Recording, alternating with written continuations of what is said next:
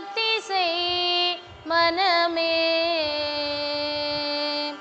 குரு பக்தி செய் மனமே, சந்ததமும் குரு பக்தி செய் மனமே, குரு பக்தி செய் மனமே, சந்ததமும் குரு பக்தி செய் மனமே. தான் யார் என்பதை முழுவதுமாக அறிந்து தெளிந்தவன் குருநாதன். நமக்கு என்ன தெரியாது? வித்தியாசம் அதான் சார். நமக்கு என்ன தெரியாது? நாம் யாருன்னு முழுசாக தெரியாது. ஏன் வந்திருக்கோம், எதற்காக வந்திருக்கிறோம், என்னென்னலாம் சாதிக்க போகிறோம், எதெல்லாம் இழக்க போகிறோம், எதெல்லாம் அனுபவிக்க போகிறோம், எதுவுமே நமக்கு ஒரு செயலின் முழுமை தெரியாது. உண்மை. விஜயலட்சுமி, அன்பு அன்னை விஜயலட்சுமி மாட்ட ஒரு தடவை கான்வர்சேஷன் பண்ணிக்கிட்டு இருந்தேன். எனக்கும் அவங்களுக்கும் ஒரு ஐயா கூட பேசுகிற மாதிரி அவங்க கூட ஒரு கருத்து கிட்டத்தட்ட 1 மணி நேரம் வரைக்கும் போனது. அப்போ அவங்க சொன்னாங்க, ஒன்றும் இல்லை சிவகுமார், என்ன காரியம் பண்ணாலும் நமக்கு முழுமை என்னன்னு தெரியாது. அந்த காரியத்தின் முழுமையை அவர் ஒருத்தர் தான் தெரியும்.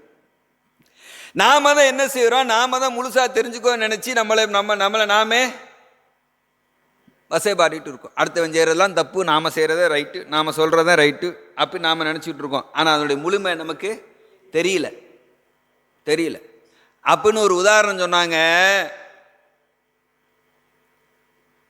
ஒரு தாய் தன் குழந்தையை கூட்டிட்டு மார்க்கெட்டுக்கு போகிறா. அந்த குழந்தை மிட்டாய் கேட்டது, வாங்கி கொடுத்துட்டா. கொஞ்ச தூரம் நடந்து போனானே ஐஸ்கிரீம் கேட்டது. ஐஸ்கிரீம் வாங்கி சாப்பிட்டா அந்த குழந்தைக்கு ஜலதோஷம் பிடிக்கும்னு தாய்க்கு தெரியும். மருத்துவர் வேற சொல்லியிருக்கார். ஐஸ்கிரீம் வாங்கி கொடுக்குற அளவுக்கு பண வசதியும் அந்த தாய்கிட்ட இருக்கு, கடையும் இருக்கு. வாங்கி கொடுப்பாளா மாட்டாளா? உள்ளதான். ஏன் கொடுக்க மாட்டா? ஏன்னா அந்த பொருள் அவளுக்கு உடல் உபாதையை கொடுத்துரும், அது அவளுக்கு சிரமத்தை கொடுத்துரும். யாருக்கு தெரியும்?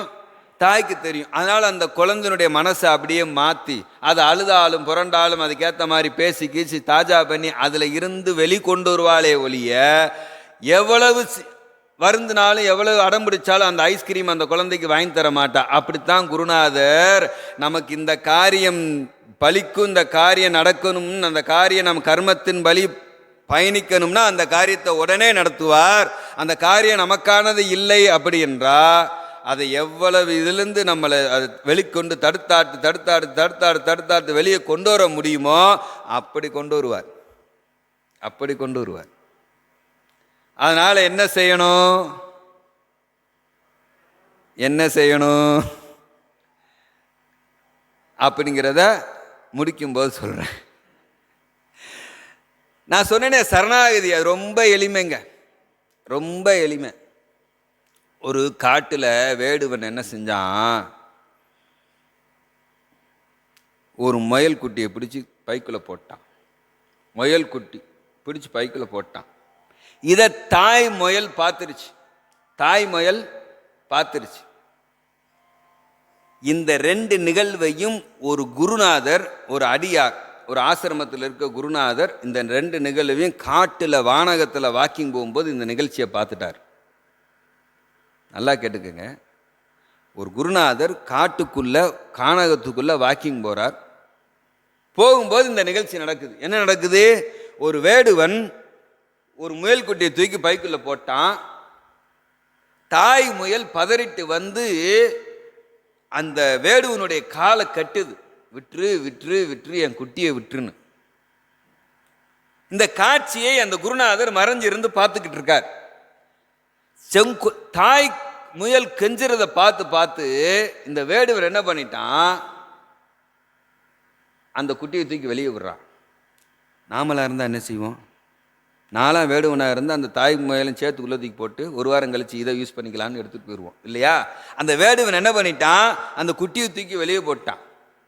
இந்த நிகழ்ச்சியை பார்த்துட்டு இருந்த அந்த குருநாதர் பார்த்துட்டு இருந்தாரே, வேடிக்கை பார்த்துட்டு இருந்தாரு, அவர் மூர்ச்சை ஆயிட்டார்.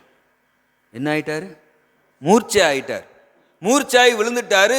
வெகு நேரமாச்சே. குருநாதர் கானகத்துக்கு போய் வல்லையன்னு சொல்லி தேடி வந்துட்டான். சீடர்கள் மூர்ச்சாயை படுத்துக்கிறார்.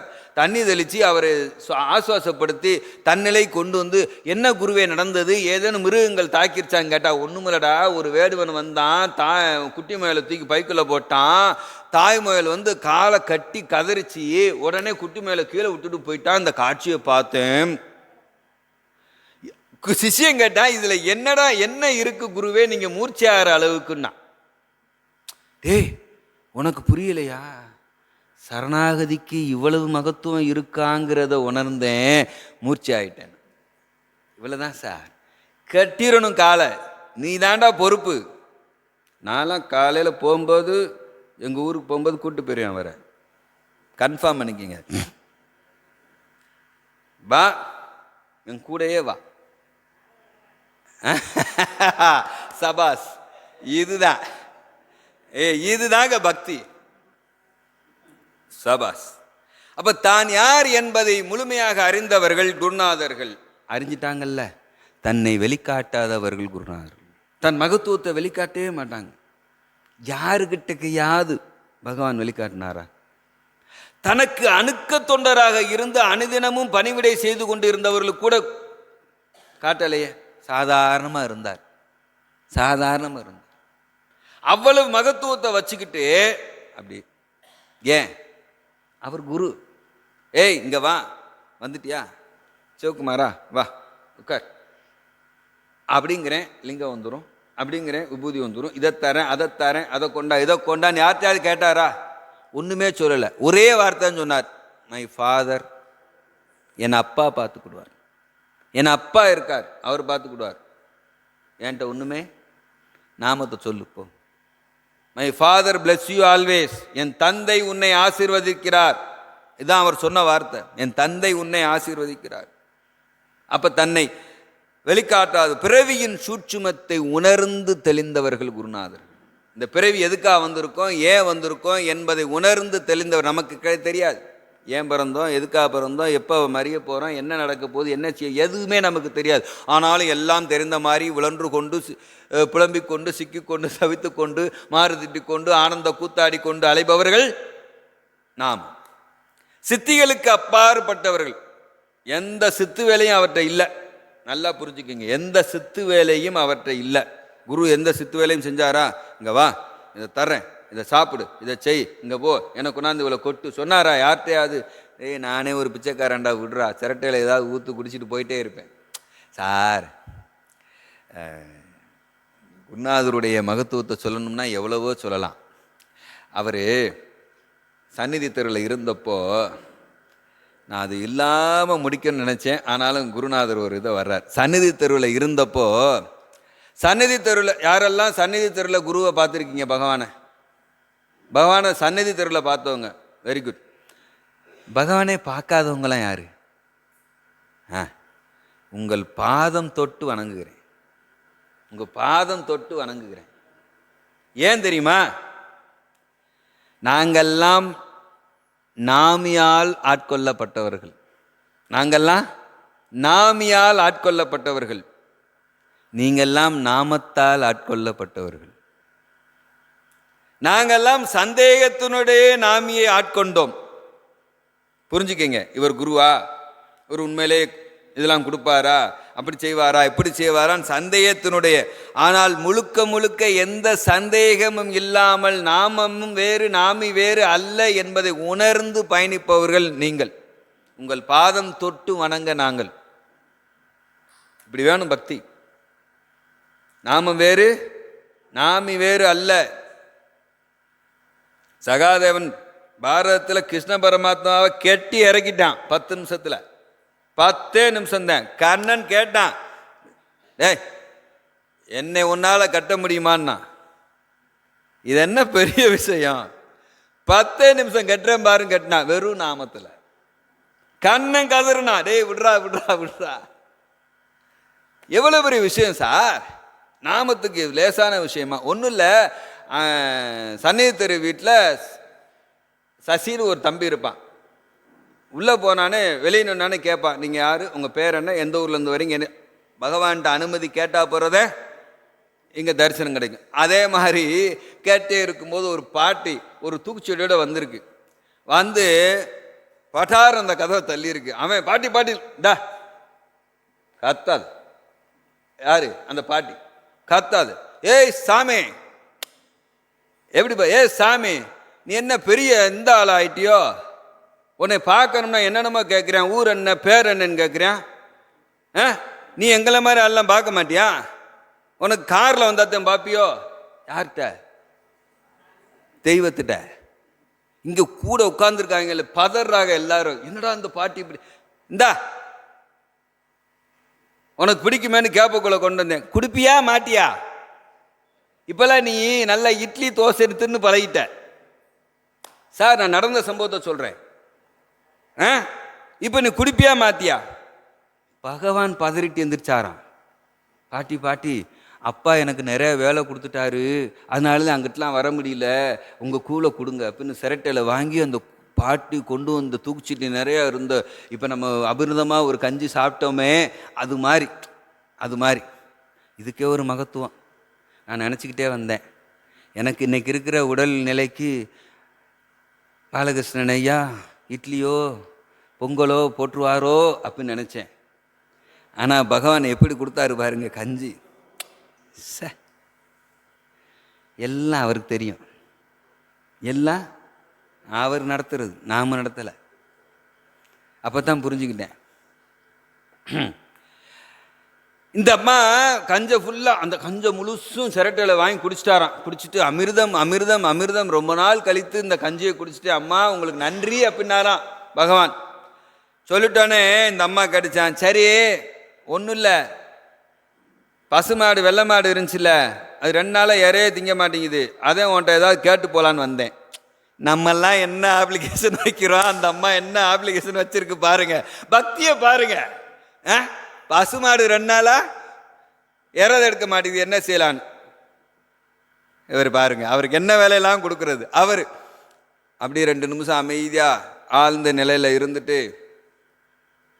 பதிலே பேசாமல் கண்ணை மூடிட்டு உட்கார்ந்துருக்கார் பகவான். இந்தம்மா சும்மா இருக்கோம்ல, என்ன தூங்கிட்டியா, நான் கேட்குறேன்ல பதில் சொல்லு. உடனே அவர் கண்ணை முழிச்சிட்டு, அம்மா பெரிய கோயிலுக்கு போங்க, அங்கே சாமி பரிகாரம் இருக்குல்ல, பிரகாரம் சுற்றி வரும்போது சாமி இதில் இருக்கக்கூடிய தீர்த்தத்தில் ஒரு வாளி மோந்துட்டு போய் அந்த பசு கொடுங்க, சரியாயிரும் அப்படின்ட்டாரான். உடனே இந்த கேப்பக்கூழ் கொண்டு வந்த அதே இதில் போய் அந்த அம்மா, பகவான் தானே கொடுத்தோம், அந்த கழுவெல்லாம் செய்யலை, அதான் பெரிய விஷயம், பகவான் கொடுத்ததில்ல, போய் நேராக போய் தீர்த்தத்தை மட்டும் மோந்துட்டு அப்படியே போய் பசு கொடுத்துருச்சு. 2ஆம் நாள் வருது, இந்த கேட்டை திறந்துருந்தானே, அவன் கும்பிட்டுட்டு திறந்தானா, எதுக்கு இன்னைக்கு வம்பு, நீ உனக்கு அங்கேயும் நேராக போச்சான். சாமி கொடுத்துட்டேன், குடிச்சோன்னே இறை எடுத்துருச்சு, பிரச்சனை இல்லை, முடிஞ்சு, சொல்லிட்டு போகலான்னு வந்தேன், நீ வரல நினைப்பில, சரி இங்கேயே உட்காந்துருக்காத, அங்கிட்டு வா, வரும்போது கேப்பக்குள்ள தர்றேன். சார், எது பக்தி? சாமி எந்திரிச்சு, பகவான் எந்திரிச்சு அன்னைக்கு வந்த பழங்கள்லாம் எடுத்து அந்த அம்மா மடியில் போட்டு மடியை நிரப்பி கும்பிட்டுட்டு கேட்டு வரைக்கும் வந்து கும்பிட்டுட்டு அனுப்பி விட்டாராம். எப்பேற்பட்ட பக்தி சார், சார் எப்பேற்பட்ட பக்தி அந்த பாட்டிக்கு. அப்படி இருக்கணும். எது பக்தி? அது தனக்குன்னு எதுவுமே கேட்கல சார், கேட்கல. எங்கள் ஊரில் ஒரு நிகழ்ச்சி நடந்தது, நிறையா விஷயம் நடக்கு, இதை பேசிக்கிட்டே இருந்தோன்னு வச்சுக்கோங்க, அடுத்த ஆராதனை வரைக்கும் நான் பேசுவேன். எங்கள் ஊரில் ஒரு விஷயம் நடந்தது. என்ன அப்படின்னா, இப்போ நீங்கள் நெய்வேத்தியம்லாம் கொண்டு வர, எங்கள் ஊரில் எங்கள் இதில் வந்து தினமும் 6 to 7 காலையில் சமீதியில் வந்து இது நடக்கும், சச்சங்கம் நாம சங்கீர்த்தனம் நடக்கும். அதே மாதிரி ஈவினிங் நடக்கும், 3 வேளையும் பூஜை உண்டு, ஈவினிங் நடக்கும். ஒரு கொலக்கட்டை பாட்டின்னு ஒரு பாட்டி, அந்த அம்மா கொலக்கட்டை போட்டு வியாபாரம் பண்ணுது. அது சமிதிக்கே வராது. எங்கே வராது? வராது. எங்கள் சமிதிங்கிறது பகவான் ஆலயம், அப்படி வச்சுக்கோங்க. யோகிராம் சுரத்குமார் நாம சேவா சமிதி எங்கள் ஊரில் இருக்க அருப்போட்டில் இருக்க கோயிலுக்கு பேர், அது அம்மா கொடுத்த பேர், அப்படியே வச்சாச்சு. சரியா? சரி, அது வராது. அது என்ன செய்யும், பக்கத்துட்டு அம்மா டெய்லி வரும், அவங்ககிட்ட இந்த கொலை இந்தா உங்கள் சாமி கொண்டே கொடு வச்சிரு. அந்த கொலக்கட்டை தினமும் வரும். சாயந்தரம் நெய்வேத்திய பூஜைக்கு போனோம்னா 2 பாக்கெட்டு கொலக்கட்டை டெய்லி இருக்கும். யார் கொடுத்துட்றான்னு தெரியாது. ஒரு அக்கா வரும், அந்த அம்மா வச்சு ஏமா யாருமா அந்த ஒரு எங்கள் வீட்டு பக்கத்தில் ஒரு அக்கா டெய்லி கொடுக்கும். அது கொலக்கட்டை வியாபாரம் பண்ணுது, கொடுக்குதியா, வாங்கி வச்சுருவோம். இது பண்ணி பிரசாதம் எல்லாத்துக்கும் கொடுத்துரும், போய்கிட்டே இருக்கு. அந்த அம்மா இங்கிட்டு போகும்போது வரும்போது லேசாக சாமியை கும்பிட்டு போகுது. எங்கள் கோயிலுக்கு பக்கத்தில் சிவன் கோயில் இருக்குது. அந்த சிவன் கோயிலில் பிரதோஷம். அந்த பிரதோஷத்தில் பார்க்கும்போது இந்த அம்மாவை அந்த அம்மா பார்த்துருக்கு. பார்த்தோன்னே என்ன ரொம்ப நாள் ஆச்சு, ஏன் ஆள் டல்லாக இருக்க அப்படின்னு. அது ஒன்றும் இல்லை, எங்கள் வீட்டுக்காரர் என் கூட கோச்சிக்கிட்டு போயிட்டாரு, எங்கே போயிருக்காருன்னு தெரியலை. 60 வயசுக்கு மேலே மனுஷங்களுக்கு கோவம் நிறையா வருது. எங்கே போயிருக்காருன்னு தெரியல, இருக்கா இல்லையான்னு தெரியலை. என்ன அதே ஒரே இதாக இருக்கு அப்படின்னு அந்த அம்மா இந்த அம்மாட்ட சொல்லுது. உடனே அந்த அம்மா சொல்லிச்சான், இந்தா உன்னை எத்தனை நாள் சொல்லியிருக்கேன், போகிற வழி வர்ற வழி தானே, அங்கே போய் யோகிராமிட்ட தினமும் கொலக்கட்டை மட்டும் கொடுத்துட்டா போதுமா, போய் ஒரு நாளைக்கு கேள, இந்த மாதிரி உன் பிரச்சனை என்கிட்ட சொன்னில, இதே மாதிரி உள்ளே போகலாமான்னு கடிச்சான். ஏன் உள்ளே யாரையும் விடக்கூடாதுன்னு சொல்கிறாங்க, உன் கொலக்கட்டை டெய்லி போகுது அவருக்கு அப்படின்னா. இல்லை பூஜை நேரத்தில், அதெல்லாம் ஒன்றும் இல்லை, நீ வாட்டில் போய் மேலே ஏறி, இங்கே நம்ம ஏறுறோம்ல அது மாதிரி மேலே ஏறி போய் அவர்கிட்ட போய் காலில் விழுந்து கேளு, அவர் ஒரு வழியை கொடுப்பார் அப்படின்னு அந்த அம்மா சொல்லிட்டு பிரதோஷத்தை அது பிரசாதம் வாங்கிட்டு அது வீட்டுக்கு போயிடுச்சு. இந்த அம்மா பிரதோஷத்தை முடிச்சுட்டு எங்கள் கோயிலேருந்து வெளியே வரும்போது கிராஸ் பண்ணும்போது யோசித்தான், சொல்லிக்கிட்டே இருக்கா, நம்ம போய் ஒரு தடவை பார்த்துட்டு தான் வந்துடுவோம் அப்படின்ட்டு நேராக உள்ளே வந்தது. சாயந்தர பூஜைக்கு எங்கள் கோயிலில் ரொம்ப கூட்டமே இருக்காது, ஒரு ஆள் 2 பேர் இருப்பாங்க, ரைட்டா. அப்போ உள்ளே வரும்போது ஒருத்தர் இல்லை, அமைதியாக இருந்திருக்கு. நேராக மேலே ஏறி போய் சொன்னால், மேலே ஏற முடியுமோ ஏறலாமோ இல்லையோ தெரியலன்னு கீழே நின்றுக்கிட்டே இங்கே நின்றுட்டே பகவானை பார்த்து, ஐயா நாமளாக இருந்தால் என்ன சொல்லியிருப்போம், நானாக இருந்தா உனக்கு தினமும் கொலக்கட்டை கொடுத்து விட்டேன், அந்த கொலக்கட்டையை வாங்கி வாங்கி சாப்பிட்டேன், கொஞ்சமாவது உனக்கு விசுவாசம் இருந்தா, என் மேலே கொஞ்சமாவது பரிவு பாசம் இருந்தா மரியாதையாக என் வீட்டுக்காரர் என்கிட்ட கொடுத்துரு, இல்லை அந்த ஆள் இருக்காரா இல்லையான்னு இன்ஃபார்ம் பண்ணிரு, இப்படி தான் நமக்கு சொல்லியிருப்போம். அந்த அம்மா அதெல்லாம் கேட்கல. எப்பா சாமி உன்னை கும்பலாமா இல்லையா, எப்படி கும்பிடணும் என்ன சொல்லி கும்பிடணும் எனக்கு தெரியாது, ஆனால் அந்த ஆள் போய் மாத கணக்காச்சு, ஒரு பதிலும் இல்லை, தயவு செய்து எங்கே இருக்கார் எப்படி இருக்காருங்கிற ஒரு விவரத்தையாவது எனக்கு சொல்லிடு, என்னமோ உன்ட்ட சொல்லிட்டு போ சொன்னா அவ யாரு, அவ சொல்லிட்டு போ சொன்னா சொல்லிட்டேன் அப்படின்ட்டு போயிடுச்சு. நடந்த சம்பவம், நான் இட்டுக்கட்டிலாம் பேசலை, இப்படியே தான் சொல்லிட்டு போனது. நான் நேரம் அந்த அம்மாட்ட பேட்டி கட்டிட்டு தான் வந்து பேசுகிறேன். சொல்லிட்டு போயிடுச்சு. நைட்டு 10 மணி, நைட்டு 10:30 மணியா, 10:30 மணி அந்த அம்மாவுக்கு ஒரு ஃபோன் வருது. அந்த அம்மா ஆண்ட்ராய்டு ஃபோன்லாம் வச்சுருக்காது, சின்ன இந்த பழைய ஃபோன் வருது. 10:30 மணிக்கு மேலே நமக்கு யார் ஃபோன் பண்ணுறா, நம்பர்லாம் புதுசாக இருக்குது என்னன்னு தெரியல, எடுக்கவா வேண்டாமான்னு யோசிச்சிட்டே இருந்திருக்கு. அதுக்குள்ளே ஃபோன் கட் ஆயிடுச்சு. சரி கட் ஆயிடுச்சு, எவனோ மாற்றி கொடுத்துட்ருக்கேன் அப்படின்னு நினச்சிட்டு விட்டுருச்சு. திருப்பி 3 நிமிஷத்தில் மறுபடியும் ஃபோன் வருது. இது பயந்துக்கிட்டே எடுத்துச்சான் ஃபோனை. ஏன்னா யார் பேசுகிறேன், தனியாக இருக்கு அந்த அம்மா, வயசான அம்மா, பயந்துக்கிட்டே எடுத்துச்சான். எடுத்துட்டு ஹலோ யார் பேசுகிறீங்க, அந்த பக்கம் நான் தான் பேசுகிறேன், எவன் பேசுவேன் அந்நியாரம், யார், வீட்டுக்காரரு, 1 மாதமாக காணாமல் போன வீட்டுக்காரரு வந்து அப்ளிகேஷன் போட்டு போன அன்னைக்கு நைட்டு 10 மணிக்கு ஃபோன் வருது ஒரு நம்பரில் இருந்து.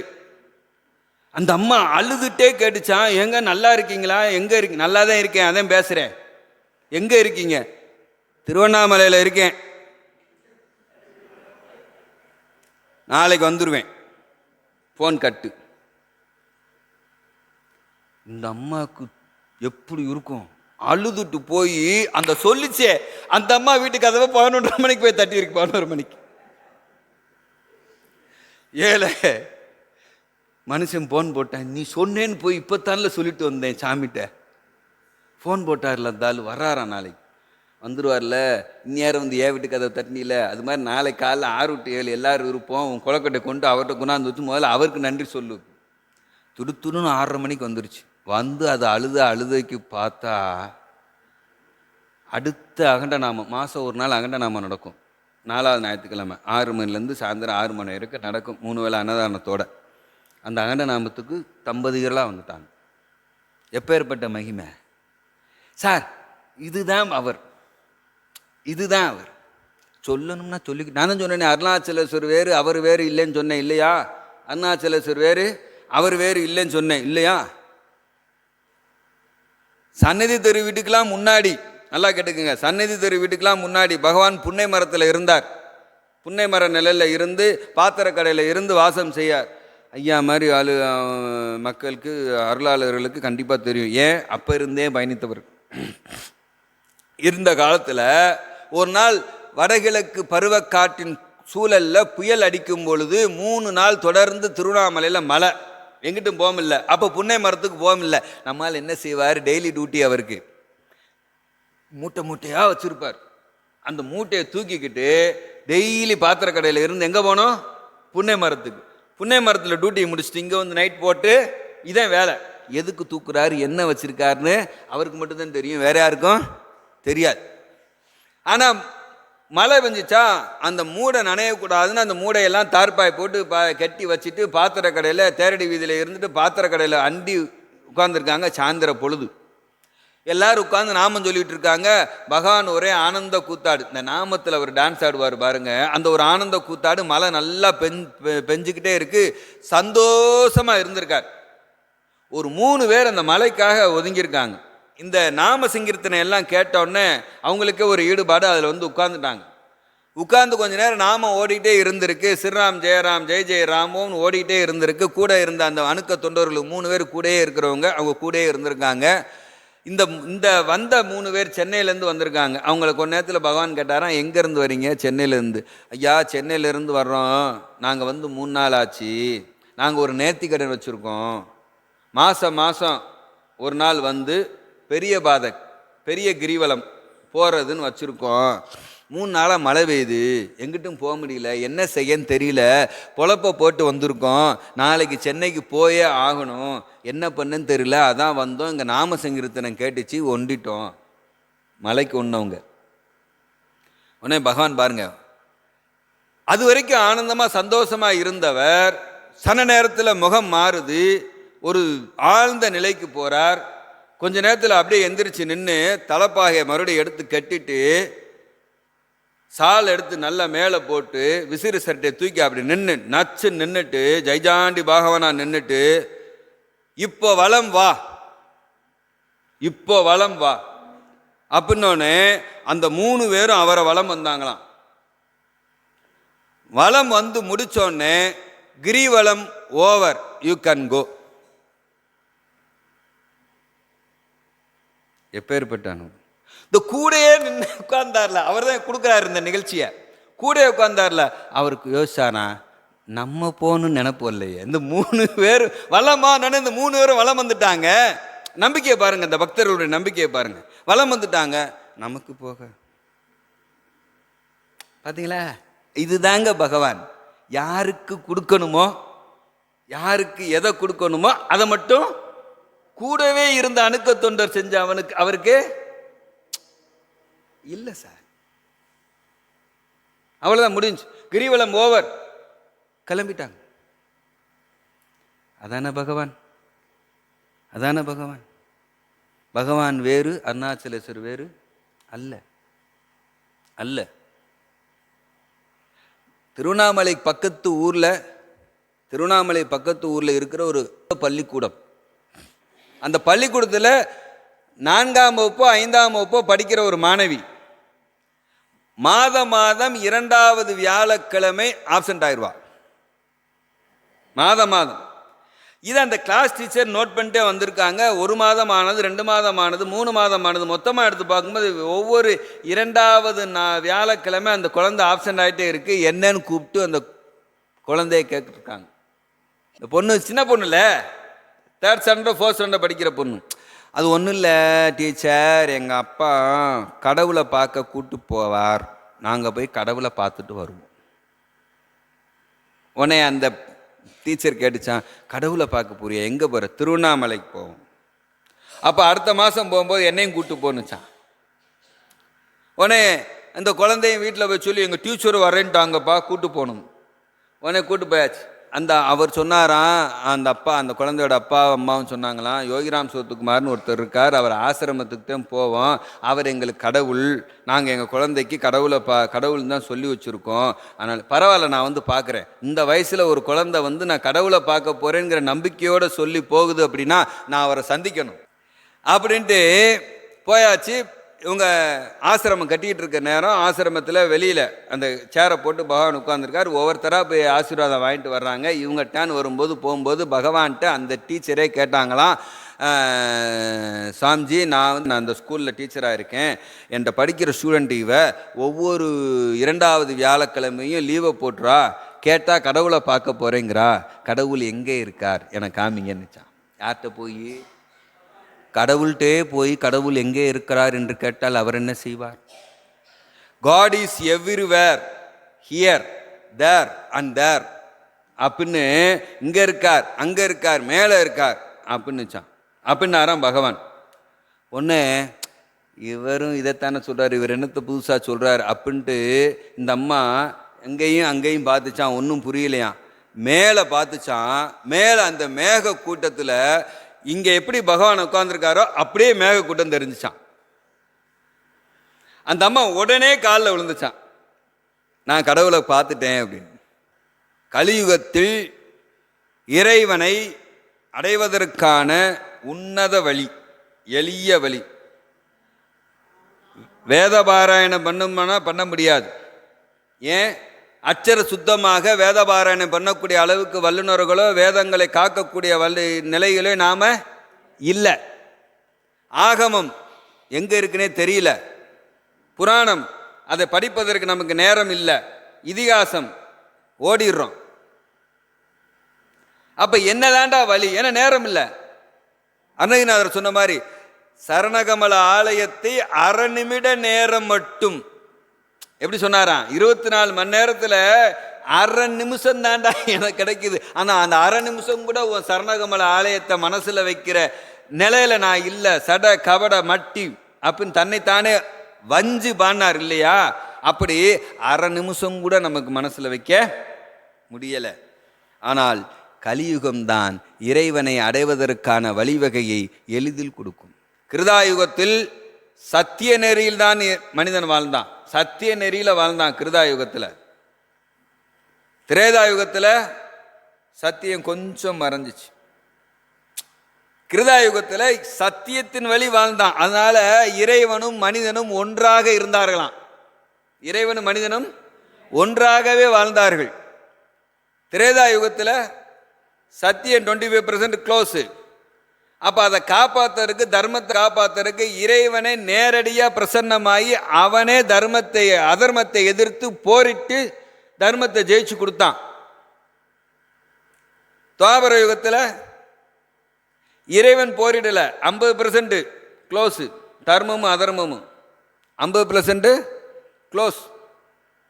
அப்போ துவாபர யுகத்தில் இறைவனை வந்து நின்று பார்த்த சாரதியாக இருந்து கொண்டு நம்மை இயக்கி அதிலிருந்து அதர்மத்தை வென்று தர்மத்தை நிலைநாட்டினான். அவன் பார்த்த சாரதியாக இருந்துட்டான். அவனுக்கு பார்த்த சாரதின்னு பேரு. நமக்குள்ளும் இருக்கான் இறைவன், நமக்குள்ளும் இருக்கான் அந்த பார்த்த சாரதி. பார்வைக்கு அதிபதி, அதனால அவளுக்கு பார்வதின்னு பேரு. பார்வைக்கு அதிபதி, அதனால பார்வதின்னு பேரு. இந்த பார்வதியும் பரமனும் கிருஷ்ணனும் உடன்பிறப்புகள் இல்லையா? எங்கே இருக்கான்? கண்ணை இப்படி 2 கண்ணில் வந்து நிற்கிறான். கண்ணுக்கு அழகன், அதனால் அவனுக்கு கண்ணன்னு பேர். கண்ணுக்கு அழகன், அவன் கண்ணன். அவன் பார்த்த சாரதியாக இங்கே வந்து நிற்க உட்காந்துட்டான் நம்மகிட்ட. இது நல்லது இது கெட்டதுன்னு காமிச்சு கொடுத்துட்டான். தேர்ந்தெடுத்து பயணிப்பது யார்? அவன் டெய்லி யுத்தம் நடத்துறான் இல்லையா? மகாபாரத யுத்தத்தை நம்ம கண்ணில் வச்சு தான் நடத்துறான். டே இங்க பார், இதுதான் இன்னைக்கு, இது நல்லது, இது கெட்டது, இதை பார்த்துக்கோ, எது வேணுமோ எடுத்துக்கோ. எடுத்துறது யாரு? நாம எதை எடுப்போம்? எது எதிர்மறையோ அதுதான் நம்மளை முதல்ல ஈர்க்கும். இருக்குதா இல்லையா?